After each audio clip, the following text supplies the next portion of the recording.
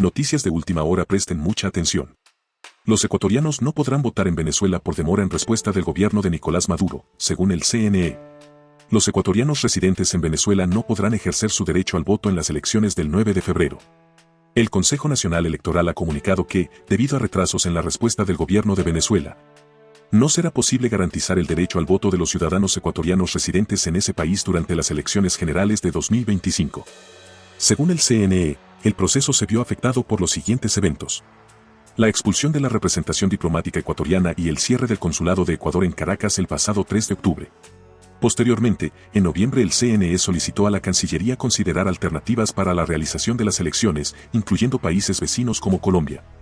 Luego, el 29 de noviembre de 2024, la Cancillería informó que la Confederación de Suiza aceptó representar los intereses de Ecuador en Venezuela, pero este mecanismo requería la autorización del gobierno venezolano.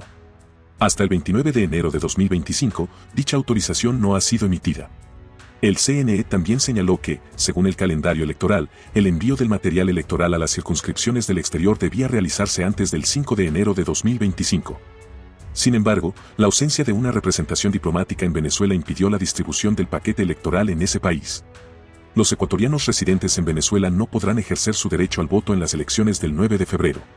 A partir de las 8 de la noche, el Consejo Nacional Electoral estima que entregará los primeros resultados de la votación el día de las elecciones generales.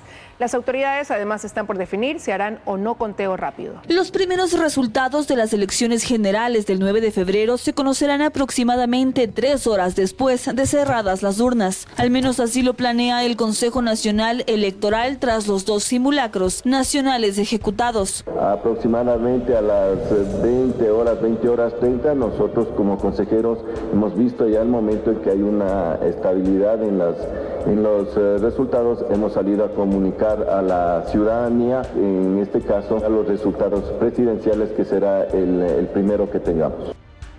Aunque las actas empiezan a ingresar al sistema aproximadamente a las 6 de la tarde, el vicepresidente del organismo aclaró que requieren el aval de las juntas provinciales electorales. Además, explica que la hora de entrega dependerá de lo ágiles que sean los miembros de las juntas receptoras del voto, cuya capacitación ya supera el 81%. La transmisión de resultados se va generando conforme se van realizando los escaneos de las actas en línea. Por lo tanto, nosotros garantizamos que la información fluye conforme se va generando en forma inmediata. En ese contexto, el Pleno del CNE analiza también si realizará o no conteo rápido para estas elecciones, pero de manera privada 4 son las encuestadoras que están autorizadas a hacer sondeos a boca de urna. En estas horas definiremos, aclaro, que si se resuelve eso será con personal de la institución. Los resultados la ciudadanía puede seguirles a través de nuestra página web, el aplicativo móvil, nuestras redes sociales oficiales. Las 12 empresas autorizadas podrán difundir sus pronósticos electorales hasta este 30 de enero, mientras que los resultados de los exit poll se conocerán a partir de las 5 de la tarde, el día del sufragio.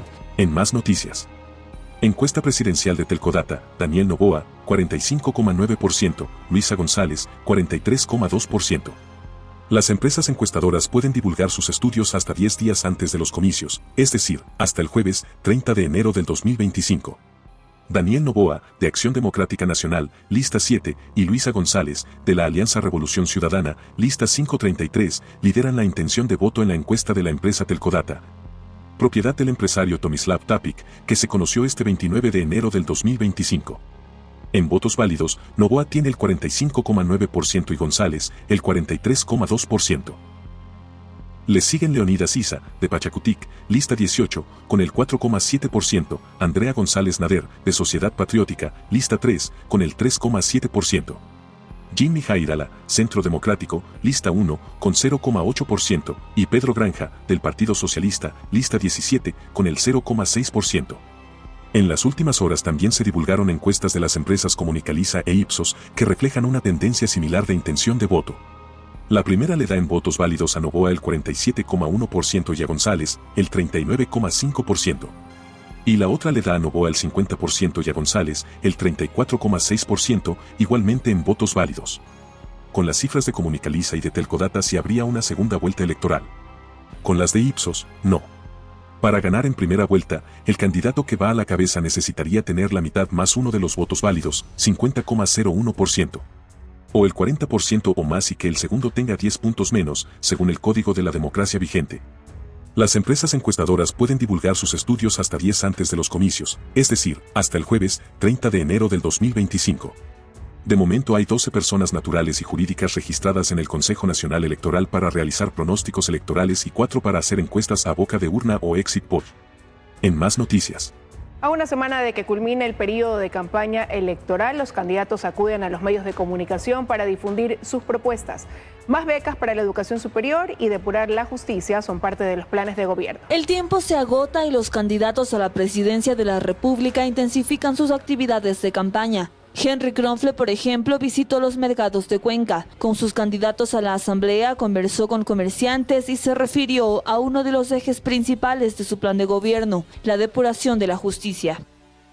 También en el sur del país, Jorge Escala, de Unidad Popular, junto a sus simpatizantes, dio una rueda de prensa en Loja, en la que se solidarizó con los migrantes en Estados Unidos y habló de educación. Igualmente en la Sierra, pero en Chimborazo, cumple agenda el candidato de Creo, Francesco Tabaqui. En entrevista con la prensa explicó sus propuestas en cuanto a la generación de empleo. Lo mismo hizo Carlos Rabascal, de Izquierda Democrática, en Quito, y Henry Cucalón, de Construye, en Guayaquil. Este último aseguró que de llegar a Carondelet creará nuevas becas para la educación superior. Así a los candidatos les quedan nada más 8 días para hacer campaña política.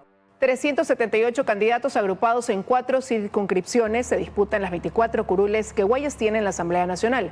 En cada una se deberá escoger a 6 asambleístas. La Revolución Ciudadana, el oficialismo y el Partido Social Cristiano apuntalan sus propuestas en el combate a la inseguridad. Rostros conocidos y otros no tanto. Aspiran a llegar a la Asamblea Nacional en representación de la provincia del Guayas.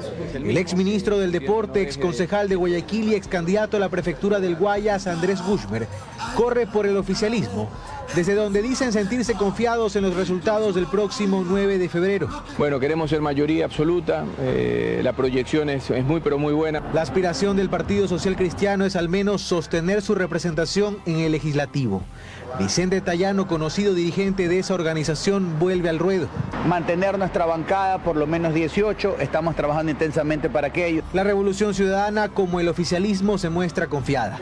Ana Belén Hiela es uno de sus cuadros. Y cada uno tiene sus propuestas. El Partido Social Cristiano plantea nuevas reformas al Código Orgánico Integral Penal y al Código de la Niñez para el combate a la inseguridad.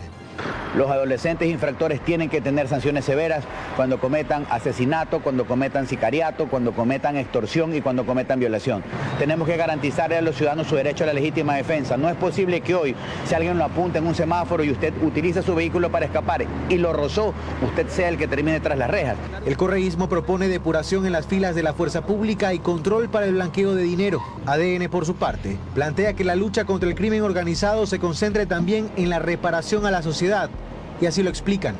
Lo que buscamos es que todo el dinero ilícito, los bienes incautados, fruto del narcotráfico, tráfico de armas, lavado de activos, vaya directamente a transformarse en proyectos sociales que devuelvan justicia para los niños y jóvenes, escuelas, canchas multidisciplinarias, proyectos culturales, artísticos. No es extraño que el eje de sus propuestas sea la seguridad. Guayas concentra casi la mitad de las muertes violentas de todo el país. En esta provincia están empadronadas 3,23 millones de personas. Escogerán a 6 asambleístas en cada una de las 4 circunscripciones establecidas, para así sumar 24 legisladores que representarán a Guayas en la próxima asamblea. En más noticias. Verónica Abad pide al Tribunal Penal que ordene al presidente Daniel Noboa le asigne nuevas funciones. La defensa de la presidencia de la República sostiene que no cabe la acción de protección y enviar a Abad de embajadora no es degradación. La vicepresidenta Verónica Abad pidió a un tribunal de garantías penales de Quito que ordene al presidente de la República, Daniel Noboa, le asigne nuevas funciones sin su degradación y que se abstenga de cualquier acto ulterior de persecución y hostigamiento. Este miércoles, 29 de enero, el Tribunal de Garantías Penales de Quito instaló la audiencia pública para tratar la acción de protección planteada por la vicepresidenta de la República, Verónica Abad, en contra de 5 decretos ejecutivos, entre ellos, los que designaron a Cynthia Gelibert como vicepresidenta en su reemplazo. En la audiencia, a través de sus abogados, Abad realizó algunos pedidos. Como garantías de no repetición pidió que se ordene al presidente Daniel Noboa que proceda con la asignación de nuevas funciones sin su degradación. Además que se ordene al primer mandatario que se abstenga de cualquier acto ulterior que reincida en el comportamiento juzgado, así como toda forma de persecución y hostigamiento. Como medidas de satisfacción solicitó al tribunal que se ordene al presidente Daniel Noboa, que en un mensaje audiovisual dirigido a la nación, en un horario de alta difusión, de manera personal e intransferible, ofrezca disculpas públicas a Verónica Abad, vicepresidenta de la República. Y como medida de compensación pidió que se ordene a Noboa que proceda con el pago de los honorarios profesionales de sus abogados defensores en esta causa. El abogado del accionante, Damián Armijos, dijo que Noboa la ha degradado al nombrarla embajadora y luego encargada de negocios. Por su parte, la presidencia de la República, representada por la abogada Mercedes Mediavilla, sostuvo que Verónica Abad lo que está haciendo es judicializando la política. Que no cabe la acción de protección, que esto ya se ha tratado en otras instancias y que no hay degradación por designarla embajadora en Turquía. Mediavilla pidió al tribunal que declare improcedente la acción de protección, incluso porque los decretos que son el eje de la controversia han sido derogados. No hubo vulneración de derechos políticos, anotó la funcionaria gubernamental y criticó a Abad porque pretende insinuar que como no le gusta la función que se le ha asignado, entonces alega discriminación. Defendió la potestad del presidente Daniel Noboa para suscribir decretos y asignarle funciones a quien ejerza la vicepresidencia de la República porque es un mandato constitucional, y advirtió que la segunda mandataria podría incurrir en delitos penales porque no usó los pasajes de avión que se adquirieron desde la vicepresidencia para que emprenda su viaje hacia el Medio Oriente. En respuesta, el abogado de Abad, Damián Armijos, aclaró que los pasajes se compraron el 18 de enero para que viaje el domingo, 19 de enero, tratándola como una encomienda y aún más, cuando no se había previsto a dónde llegaría. Armijos reiteró el pedido para que se disponga al primer mandatario para que asigne las funciones a Abad de acuerdo con la Constitución, porque no se puede en el ejercicio de sus funciones, desconocer a la vicepresidenta como sujeto de derechos. La presidencia insistió a los jueces que desestimes la acción, que se la archive y que se declare en contra de Abad la causal de abuso del derecho, porque ha impulsado otras acciones jurisdiccionales. En más noticias. Consejero Augusto Verduga salió del país vía terrestre a Colombia por turismo. El 24 de enero, en un allanamiento de la Fiscalía General del Estado a las oficinas del Consejo de Participación Ciudadana, se registró un forcejeo del consejero con la fuerza pública. El vocal del Consejo de Participación Ciudadana y Control Social Augusto Verduga salió del país el 27 de enero de 2025 y lo hizo vía terrestre por la frontera norte del país con destino a Pasto, Colombia. Según el movimiento migratorio, Verduga pasó la frontera el día 27 de enero a las 17:09 por motivos de turismo en la localidad de Pasto, Colombia. En un oficio con fecha 27 de enero dirigido al presidente del Consejo de Participación Ciudadana, Andrés Fantoni, el consejero Verduga informa que se acoge a un periodo de vacaciones desde el día 28 de enero de 2025 al 12 de febrero de 2025. El pasado 24 de enero, en un allanamiento de la Fiscalía General del Estado a las oficinas del Consejo de Participación Ciudadana y Control Social se registró un forcejeo entre el consejero Verduga y agentes fiscales uniformados. El consejero se opuso a entregar el dispositivo móvil que tenía en las manos, pero finalmente se decomisó su celular. En reemplazo de Augusto Verduga actuará como consejero el suplente Gonzalo Albán, quien este miércoles, 29 de enero de 2025, ya participó en la sesión ordinaria número 004 del Pleno del Consejo de Participación Ciudadana. El consejero Augusto Verduga, investigado por arrogación de funciones, se conectó desde su celular a una última sesión del Consejo de Participación Ciudadana el mismo día que pidió vacaciones y a horas de dejar el país vía terrestre. 3 días antes, su oficina fue allanada. Se conectó a una sesión, pidió vacaciones y salió del país. Todo ocurrió el pasado lunes 27 de enero. Mientras en la Asamblea Nacional se preparaba la posesión de Roberto Romero como superintendente de bancos, el Consejo de Participación Ciudadana convocaba una sesión extraordinaria para conocer el informe de la Coordinación General Jurídica de ese organismo, en el que se declaraba improcedente el nombramiento de Raúl González en ese cargo. La sesión convocada a las 14:30 fue virtual. Se conectaron todos, Augusto Verduga desde su celular. Lo hizo mientras buscaba salir del país, pues en el paso por Rumichaca rumbo a Colombia, se registró su salida a las 5:09 de la tarde de ese lunes. Y el trayecto desde Quito, sede de este organismo, tomó un poco más de 4 horas y media. Ese mismo día, Verduga pedía vacaciones y ante el Pleno se declaraba perseguido por la Fiscalía. Pero nosotros no vamos a bajar jamás los brazos. 3 días antes, el 24 de enero, se efectuó un allanamiento en las oficinas del organismo en medio de una investigación por arrogación de funciones a propósito de la fallida designación de González. Fiscalía incautó 2 celulares, uno de ellos de Verduga, 2 computadoras, un disco duro y documentos. En este caso, la Liga Azul hizo mayoría y nombró a González luego de que la presidencia de la Asamblea, en manos del correísmo, le solicitara al organismo pronunciarse sobre este caso. Un detalle que no pasó desapercibido para la consejera Joana Verde Soto ni para el ministro de Gobierno José de la Gasca. Nada ha sido casual en este periodo del Consejo de Participación Ciudadana. Tomarse el organismo de control de la Superintendencia de Bancos y Seguros, de poder reforzar los controles en la banca privada para evitar las economías ilegales y el financiamiento ilegal de los grupos narcodelictivos. Pues bien, ahí querían meterse. Ya fuera del país, este martes por la mañana, Verduga escribió en su cuenta de X que aún no existe informe de ninguna pericia, pero anuncian que existirá otro caso penal que nada tiene que ver con la Superintendencia de Bancos. Por fuera de este tema y los procesos que afronta la Liga Azul, Verduga fue noticia en noviembre pasado cuando, tras el asesinato de su asesor, pidió al gobierno y a la fiscalía que se haga justicia en un hecho que aún se investiga. En más noticias, Gabriela Sommerfeld y Daniel Noboa preparan una visita oficial a Estados Unidos. Aún no existe una fecha oficial. Previamente, la Cancillería se reuniría con el secretario de Estado, Marco Rubio. La canciller Gabriela Sommerfeld aseguró la mañana de este 29 de enero que eventualmente el presidente Daniel Noboa haría una visita oficial a Estados Unidos para reunirse con Donald Trump. Primero vamos a hacer una visita como Cancillería con el Departamento de Estado de Estados Unidos para establecer la agenda de trabajo, dijo Sommerfeld en entrevista con un medio digital. Estamos planificando una misión en las próximas semanas para una visita oficial y poder establecer una agenda de trabajo con Estados Unidos, reveló Sommerfeld. Aunque no estableció una fecha para el encuentro con el mandatario estadounidense. De acuerdo a la funcionaria, Noboa ya le adelantó 3 puntos de trabajo entre Ecuador y Estados Unidos al secretario de Estado, Marco Rubio, durante su visita a Estados Unidos por la investidura de Donald Trump. El pasado 20 de enero. Estos consisten en seguridad y grupos terroristas, oportunidades de comercio y apertura de nuevos mercados para generar plazas de trabajo en Ecuador y migración. Seguimos con las noticias. 6 minas empezarán su construcción este año. Se espera que este 2025 el sector alcance al menos $3.500 millones en exportaciones.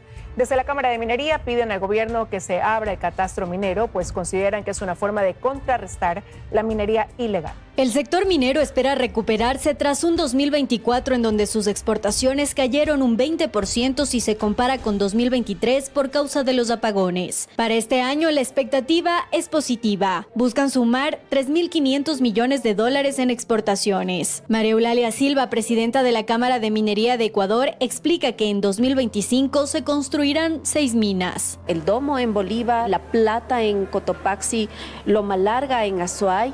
Más adelante estarán Cangrejos en El Oro, Cascabel en Imbabura y Guarinza en Morona, Santiago. El Domo es el proyecto más avanzado. Con él el país tendrá la tercera mina industrial sumada a Mirador y Fruta del Norte. Su inversión representará $323 millones. La mayor parte del dinero se inyectará precisamente durante la etapa de construcción. La producción, en cambio, arrancaría en octubre de 2026. Así también hay expectativa por el crecimiento de la mina de oro Fruta del Norte, operada por la canadiense Lundin Gold, que ya lleva 10 años en el país. Los últimos 3 años hemos realizado inversiones de aproximadamente $40 millones por año en exploración. Nos ha permitido, en primer lugar, crecer alrededor de Fruta del Norte. También lo que implica es reemplazar las onzas de oro que vamos extrayendo por nuevas reservas. También esas campañas de exploración nos han permitido 1 kilómetro al sur de Fruta del Norte identificar un nuevo depósito. Y aunque el panorama pinta bien para este sector, hay todavía una preocupación: el catastro minero, que desde la Cámara de Minería esperan se abra este año. Nos conviene que se abra ese catastro minero para tener inversión, para que ese concesionario se haga cargo y ayude en el control del territorio frente a las actividades ilegales, y también para ser un colaborador en la estrategia de conservación. Según el Ministerio de Energía y Minas, al menos en 20 de las 24 provincias del país hay presencia de minería ilegal y los delitos que esta conlleva.